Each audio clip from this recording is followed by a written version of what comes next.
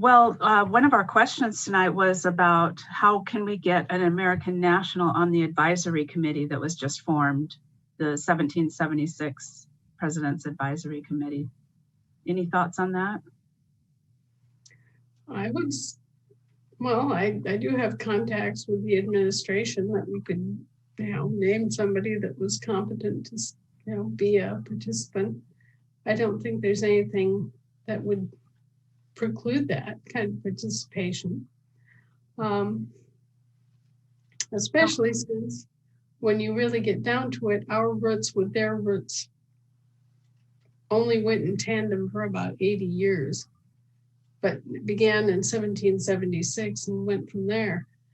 And they do need us.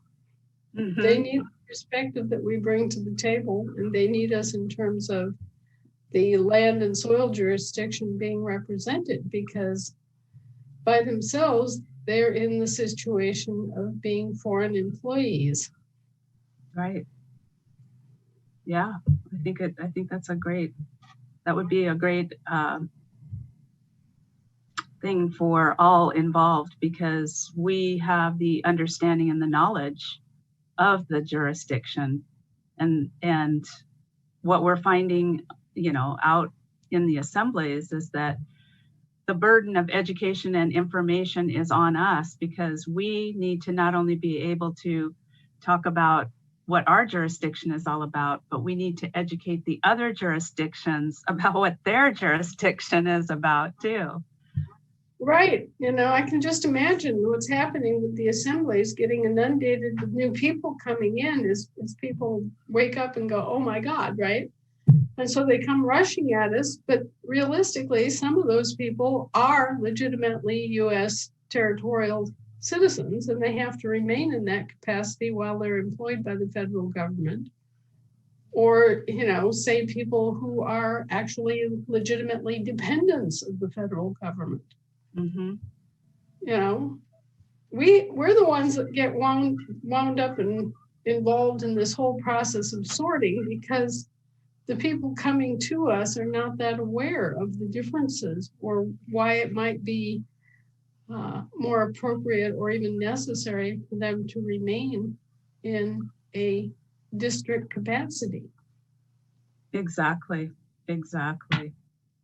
Yeah, and we're seeing more and more of those, other assemblies popping up too. And so having that discussion and education and information about the different types of assemblies is also taking place. Yeah, well, we've got a lot of very confused people out there trying to mishy-mashy together people with different political statuses under one kind of heading. And, it's the same kind of craziness that we get into with the grand jury movement that thinks that you can have a grand jury without a court. Right. Sometimes the logic circuits aren't there. Mm-hmm. For us, for what we do, from the very beginning, there's had to be a logic and there's had to be a basis, and it had to fit. We didn't just go latch onto something, one puzzle piece, and go running off with it and not consider it within the context of all the rest of the puzzle pieces, because when you do that, you inevitably make mistakes. Yep, definitely. And you can't drive a three-wheeled cart.